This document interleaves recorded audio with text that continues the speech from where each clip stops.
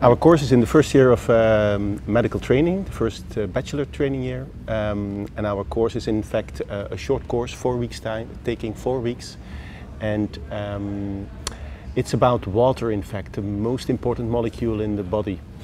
Yeah, and it's important in this course that we address basic problems from a starting point which attracts the students, and also we try to implement some clinical features in the block, because they're first year doctors, and we try to find a mix between basic and clinical entities. Yeah. And in fact that's quite good reflected by how this planning group is composed. He's a pharmacist, he's a basic scientist. I'm a pediatrician, a clinician. And we have tried in that course to teach students basics of physiology, renal physiology, water physiology, but by using clinical cases that are very authentic and that are really coming out of clinical practice. And in fact it's like I'm asking him continuously, why are you doing that as a doctor? I don't understand that. And he's asking me, what's the molecular basis of these? And this is how we try to make a mix of the basics and also the clinical implications, and that everything what we teach the students, that it has a reason, and it's not just because we do a trick. And I think that's very important. Yeah. It's in fact combining two things. It's on one hand it must be relevant. These students, they will become doctors. So it must be relevant. They will never be basic scientists. But on the other hand, like Ben is telling, basic science is a very good way of understanding clinical reasoning, understanding why you are doing things, why you chose for certain medications, why you chose for certain strategies. And this is, in fact, in our block, we learned a lot of a lot of things ourselves by combining these expertises. And maybe it's familiar to you that in problem-based learning, collaborative and collaboration is an essential element. But we believe that this is not only true for the students, but also for the planning group. That this collaboration between different stakeholders, different sources, different input, is crucial for building a nice block and relevant cases. Yeah, and it really takes time to make a case.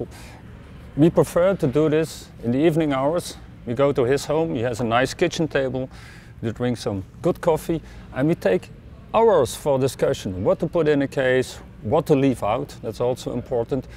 And we go over and over again, and from the basic side, from the clinical side, what is relevant, and then finally you write up a case, and then every word has been put on a balance, whether it should be in or not in the case. Yeah, I think that's also important. Yeah. So our block is about water. Just from a pathophysiological point of view, you could just focus only on all elements of renal physiology. We have chosen to construct a story in our unit, and this story is taking place in a refugee camp. And in a refugee camp, shortly after something like a big disaster, like a tsunami or an earthquake, it's something that is really attractive for medical students because they have heard about it in the news. Many of these young students are still thinking of some career abroad or working in a setting of developing countries or human relief programs. So we have chosen that setting to organize our cases in. And of course, using that setting is a very attractive way of introducing the concept of water balance, dehydration, diarrhea.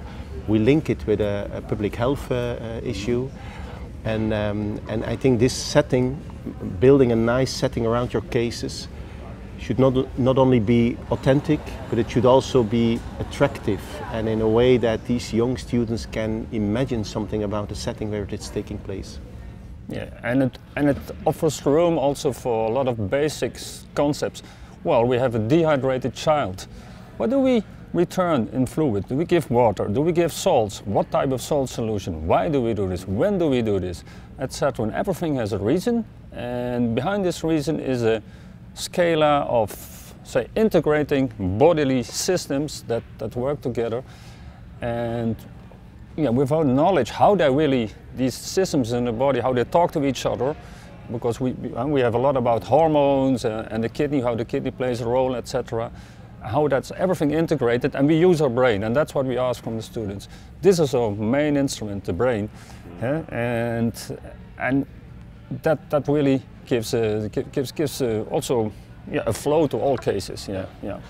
So once we had decided about the setting, the refugee camp, then before really writing in detail our cases, we defined what should be the final goal of this course. So we defined learning outcomes, and these learning outcomes were in fact assessed on two levels.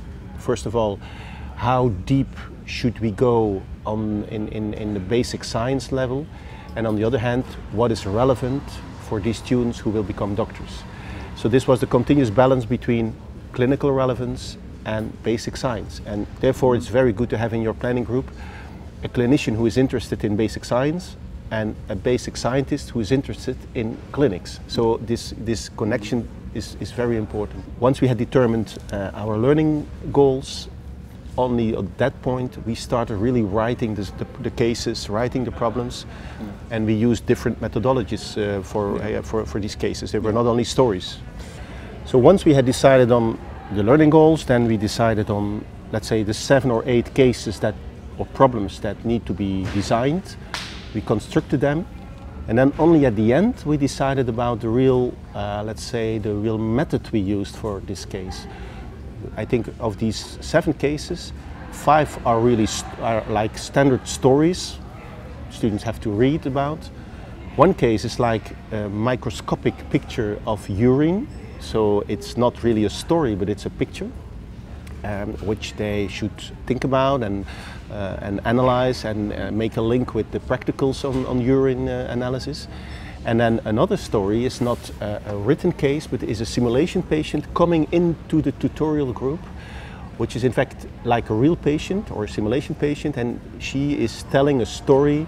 She has to be interviewed by the students. So in fact, for these very young students, these are first year students, it's the first time they have to take a history taking of this patient, and the story of that patient is in fact the problem. That's the case. So we combine different methods, different teaching tools to achieve our learning goals. And that makes it attractive, makes building in some variety, makes it more dynamic, more interactive, and we are quite happy with this combination of different approaches. And you can bring in a patient, but you could also write a case, and then say, especially in a medical case, as a tutor, you could play the patient. So you write a case, and if students ask the right question, you could give a question, you could give an answer, and then make the case go in the direction you like them to go. And but now we have a simulation patient, and sometimes this patient wanders a little bit off, but that's also makes it interesting, because not every case is really fixed. That's not,